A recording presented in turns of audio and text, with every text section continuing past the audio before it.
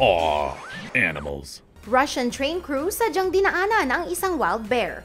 Isang nakakashock na 20-second video ang nagpapakita sa sandaling sadyang sinagasaan ng isang grupong Russians ang isang wild bear gamit ang tren na kanilang minamaneho. Ang video ay nakuna ng 30-year-old na driver ng tren alas 2 ng madaling araw noong Huwebes. Makikita ang oso na tumatakbo mula sa padating na tren. Imbis na pabagalin ng tren, pinabilis pa ng engineer ang tren para habulin ang oso habang nagsisigaw ang dalawa pang lalaki ng effing squash him. Hindi malinaw kung paano pero ayon sa operator ng tren ay buhay at naligtas ang oso.